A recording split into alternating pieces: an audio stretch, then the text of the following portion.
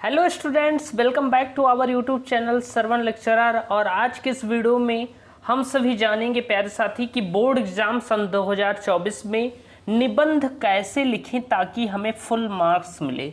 यानी कि सन 2024 बोर्ड परीक्षा में हम किस तरह निबंध लिखें कि हमें 100 में से 100 मार्क्स मिले और एक भी नंबर कट ना हो। और साथ ही आज के इस वीडियो में मैं आपको बताऊंगा प्यारे साथी कि सबसे महत्वपूर्ण निबंध कौन से हैं जो बार बार एग्जाम में पूछे जा चुके हैं और जो सन 2024 बोर्ड एग्जाम में पक्का आएंगे। इस पूरी वीडियो को आप आज देख लेंगे तो फिर आपको कोई और वीडियो देखने की जरूरत नहीं होगी। और आपको फटाफट क्या करना है, इस वीडियो पर 1 के लाइक करना है और 100 कमेंट कर देना है। तो चलिए इस वीडियो को शुरू करते हैं।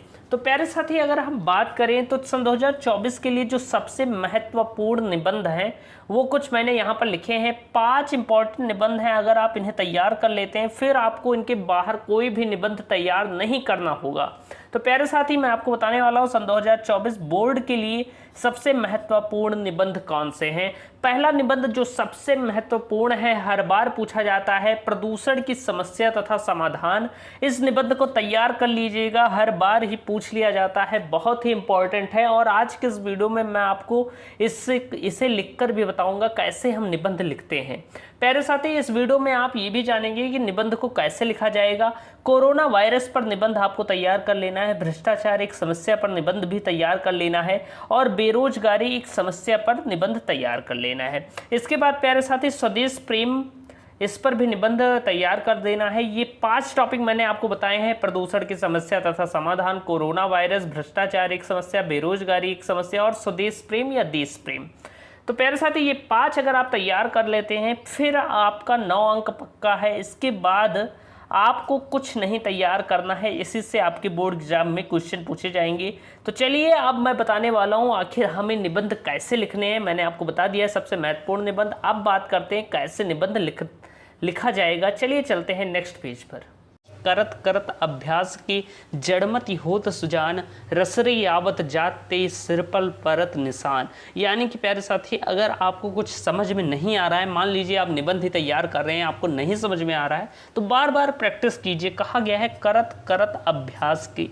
जब आप बार बार प्रैक्टिस करेंगे, बार बार अभ्यास करेंगे तो ऐसा हो ही नहीं सकता कि आपको तैयार ना हो। क्योंकि जिस तरह रसरी के आने जाने से पत्थर जो इतना कठोर है उस पर भी क्या पड़ जाता है, उस पर भी निशान पड़ जाता है, उसी तरह अगर आप बार बार कोई चीज़ पढ़ेंगे तो आपको वो भी तैयार हो जाएगी। अब चलिए प्यारे साथी, अब हम बात करते हैं कि आखिर हम कैसे बोर्ड परीक्षा में निबंध लिखेंगे। मान लीजिए आपका प्रश्नोत्तर संख्या 9 जहाँ तक होता है निबंध का, और ये प्यारे साथी मैं आपको बताना चाहूँगा ये 9 अंक का पूछा जाता है, इसलिए इसे हल्के में नहीं लेना है। 9 अंक का प्रश्न है और इस वीडियो को देखने के बाद आपका 9 अंक पक्का हो जाएगा प्यारे साथी। तो चलिए मैं आपको बताने वाला हूँ, मैंने 5 इंपॉर्टेंट निबंध बताए हैं जिन्हें आपको तैयार कर लेना है, बार बार आपको वो पढ़ना है जिससे वो तैयार हो जाएंगे। अब मैं बात करूंगा प्रदूषण एक समस्या तथा समाधान पर निबंध कैसे लिखा जाए, इसके बारे में बताऊंगा। किस तरह आप राइटिंग पर फोकस करके, राइटिंग पर भी फोकस करना है, अगर नहीं बन रही है तब भी आप किस तरह अपने मन से, कोई ज़रूरी नहीं है बुक से रट्टा मारकर आप तैयार करें। मैं इतनी बेहतरीन तरीके से आपको बताने वाला हूं कि जैसे आपकी परीक्षा में इस पर निबंध पूछा गया तो आपको कैसे लिखना है। प्यारे साथी, आप क्या करेंगे, पहले हेडिंग डालेंगे रूपरेखा। रूपरेखा क्या होती है, इसमें एक तरह की रूपरेखा हम बनाते हैं, जितने हेडिंग होते हैं उसे हम इसके अंतर्गत लिख देंगे। यानी कि प्रदूषण की समस्या तथा समाधान के निबंध को लिखने में जितनी हेडिंग का हम प्रयोग करेंगे उतना सब कुछ हेडिंग इसमें हम लिख देंगे। तो रूपरेखा आपको ऐसे डालनी है, फिर पटरी से आपको ब्लैक स्केच से ऐसे अंडरलाइन कर लेना है। फिर आपको जितनी हेडिंग लिखनी है उसे लिख देना है। जैसे कि पहली हेडिंग आपकी होती है, आप सभी को पता होगा, प्रस्तावना। क्या कहते हैं उसे हम, प्रस्तावना। तो आपको ऐसे लिख देना है प्रस्तावना। उसके बाद प्यारे साथी अगर हम बात करें तो दूसरा हो जाएगा आपका, जैसे हमने प्रस्तावना लिखा। प्रस्तावना में क्या करना होता है, किसी भी निबंध में प्रस्तावना में हम पूरा इंट्रोडक्शन देते हैं, यानी कि एक तरह से परिचय देते हैं आखिर ये क्या है। फिर हम क्या करेंगे, फिर हम बताएंगे, क्योंकि प्रदूषण टॉपिक है तो हम लिखेंगे प्रदूषण का अर्थ। प्रदूषण का अर्थ, आखिर प्रदूषण का मतलब क्या होता है, प्रदूषण क्या है, इसके बारे में इस हेडिंग के अंतर्गत, इस टॉपिक के अंतर्गत हम डिस्कस करेंगे।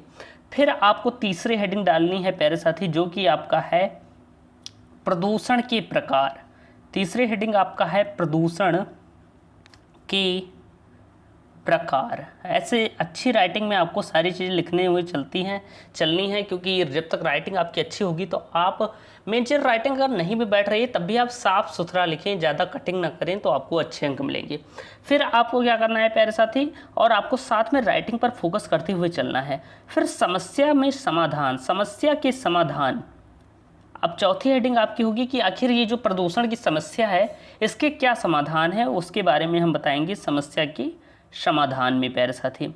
और जो लास्ट हेडिंग होगी सबसे इम्पोर्टेंट है, हर एस्से में हम लिखते हैं, हर निबंध में, जो कि है आपका उपसंहार। उपसंहार प्यारे साथी, आगे मैं आपको बताऊंगा किस तरह आपको सारी चीज़ें लिखनी है।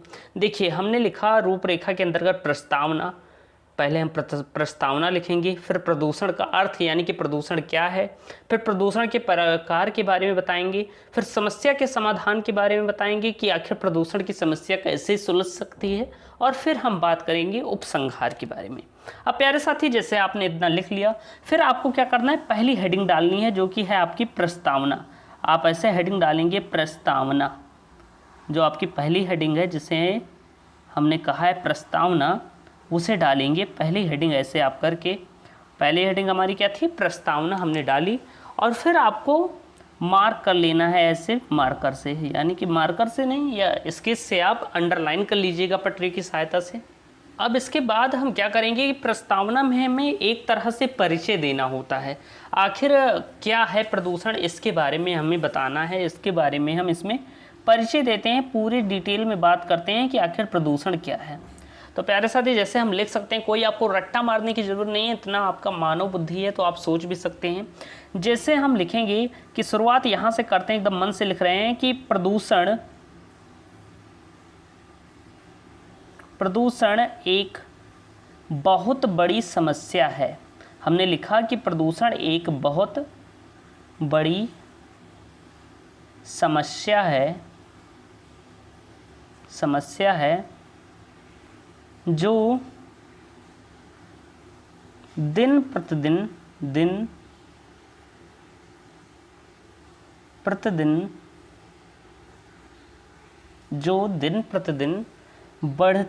जो दिन प्रतिदिन बढ़ती जा रही है।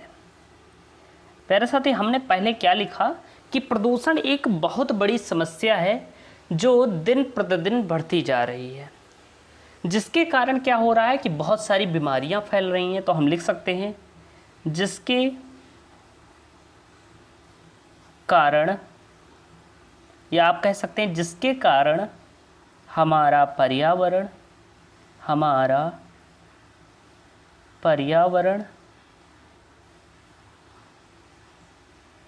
दूषित हो रहा है।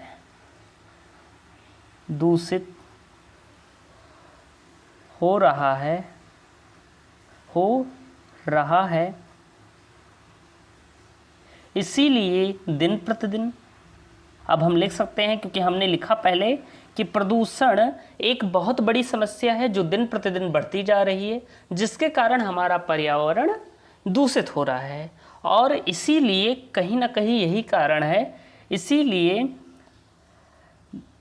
हमारे आसपास दिन प्रतिदिन बीमारियां भी बढ़ती जा रही हैं, या इसीलिए हमारा स्वास्थ्य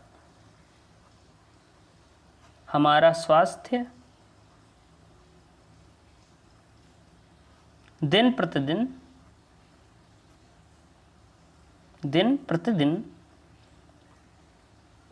बिगड़ता जा रहा है, या आप ये भी कह सकते हैं दिन प्रतिदिन बीमारियां बढ़ती जा रही हैं, दिन प्रतिदिन बिगड़ता जा रहा है।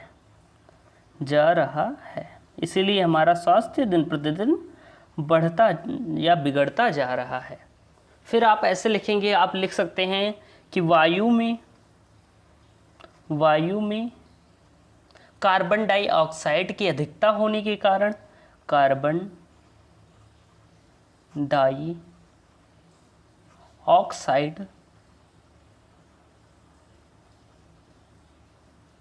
की अधिकता होने के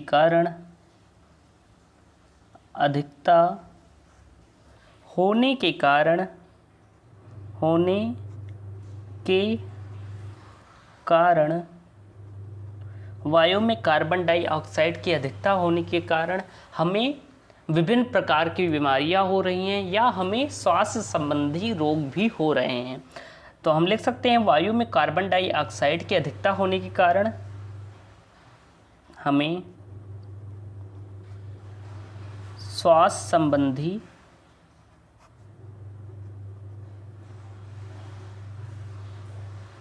बीमारियां भी हो रही हैं, बीमारियां हो रही हैं। अब प्यारे साथी ऐसे ही आप आगे और भी लिख सकते हैं, मैंने आपको समझा दिया है। ऐसे आप डैश डैश करके अभी बहुत कुछ लिख सकते हैं प्रदूषण के बारे में।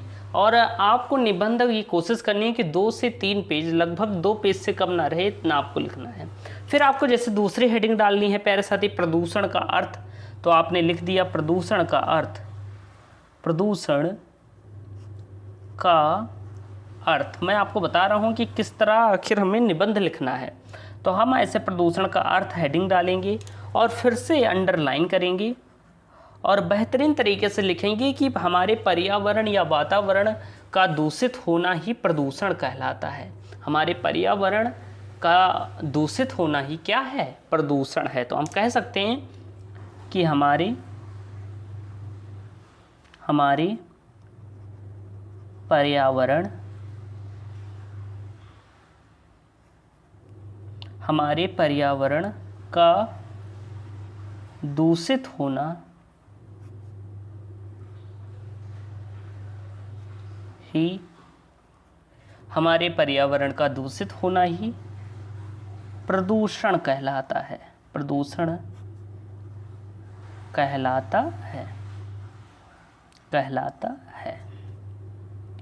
प्यारे साथी ये इसका अर्थ हुआ। आप आगे और भी कई चीज़ लिखेंगे कि किस तरह दूषित हो रहा है हमारा पर्यावरण, मृदा के कारण और जल के कारण, ऐसे सारी चीज़ें और भी चीज़ें लिखेंगे। हमारे वातावरण में क्या क्या चीज़ें बढ़ रही हैं जिसके कारण प्रदूषण बढ़ रहा है, और यही सब कारण है प्रदूषण के अर्थ के। अब प्यारे साथी इसके बाद जैसे कि अब आपका है प्रदूषण का प्रकार, तो अगली हेडिंग हम ऐसे ही डालेंगे, आपको डालनी है प्रदूषण के प्रकार। तो चलिए नेक्स्ट पेज पर चलते हैं। अब हम अगले पेज पर आ गए हैं। अब यहाँ पर हम डाल सकते हैं प्रदूषण के प्रकार, प्रदूषण के प्रकार, ऐसे सुंदर से हेडिंग डालनी है और इसके बारे में आपको लिखना है। अब प्रदूषण के प्रकार के बारे में आपको क्या क्या चीज़ें लिखनी है प्यारे साथी, आपको फिर से ऐसे अंडरलाइन करना है, एकदम बेहतरीन तरीके से समझते चलिए। फिर प्रदूषण के प्रकार में आपको सारी चीज़ें लिखनी है। अब कौन कौन से प्रकार हैं उनके बारे में लिखना है। जैसे कि मान लीजिए आपका प्रकार क्या हो गया, वायु प्रदूषण हो गया, वायु प्रदूषण। आप कह सकते हैं प्रदूषण 4 प्रकार के हैं, मुख्यतः प्रदूषण 4 प्रकार के हैं। पहला आपका हो गया वायु प्रदूषण। फिर आपको वायु प्रदूषण के बारे में क्या करना है, डिटेल में लिखना है। आपको इसके बारे में यहाँ पर डिटेल में लिखना है। मैं पूरी चीज़ें बताऊँगा नहीं, आपको बता रहा हूँ आखिर किस तरह आपको निबंध लिखना है जिससे आपको बोर्ड एग्जाम में अंक न कटें, आप बेहतरीन तरीके से पढ़ सकें और अंक प्राप्त कर सकें। इसके बाद आपका वायु प्रदूषण हो गया।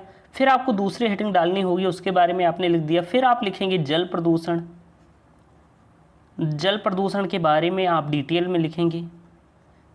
फिर आपका क्या होगा, आप लिखेंगे तीसरा मृदा प्रदूषण, मृदा प्रदूषण, मृदा प्रदूषण यानी कि मिट्टी में जो प्रदूषण फैल रहा है उसके बारे में फिर आप डिटेल में बताएंगे। फिर आप बताएंगे ध्वनि प्रदूषण के बारे में। ऐसे सारे प्रदूषण के बारे में आप बता देंगे। फिर आप क्या बताएंगे, ध्वनि प्रदूषण के बारे में, ध्वनि प्रदूषण।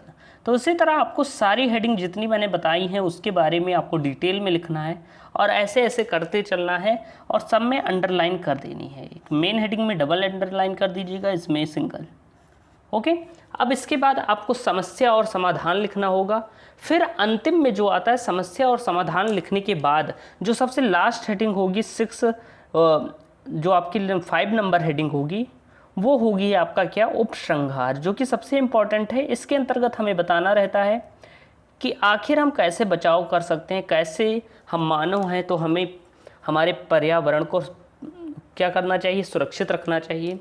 तो हम ऐसे लिखेंगे उपसंहार की प्रदूषण की समस्या से बचने के लिए आपको उपसंहार में बता देता हूँ कैसे लिखना है। आप उपसंहार हेडिंग डालेंगे एकदम लास्ट में, इतना सब लिखने के बाद फिर आप लिखेंगे प्रदूषण की समस्या से बचने के लिए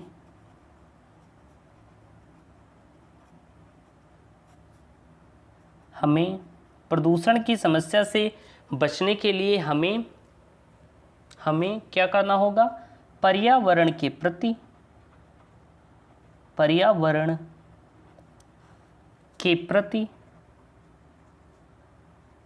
सजग होना होगा।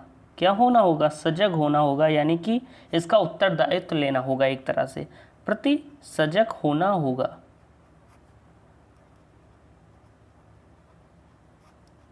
वायु प्रदूषण से बचने के लिए, वायु प्रदूषण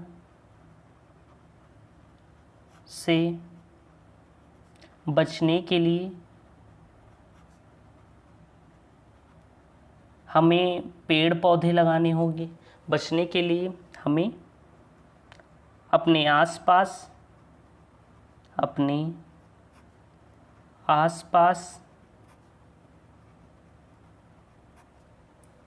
पेड़ पौधे लगाने चाहिए, या पेड़ पौधे लगाने होंगे।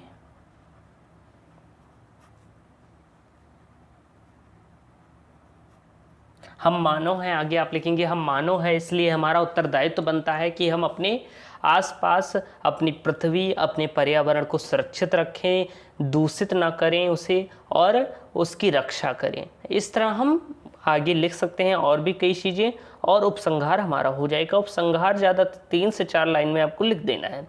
तो इस तरह बेहतरीन तरीके से आप निबंध लिखेंगे प्यारे साथी, तो आपका एकदम 9 अंक पक्का है, आपको कोई नहीं रोक सकता ये अंक प्राप्त करने से। तो आई होप आपको ये वीडियो पसंद आई होगी। मेरा नाम मिलन मिश्रा है। मिलते हैं नेक्स्ट वीडियो में एक नए टॉपिक के साथ, तब तक के लिए धन्यवाद। जय हिंद, वंदे मातरम।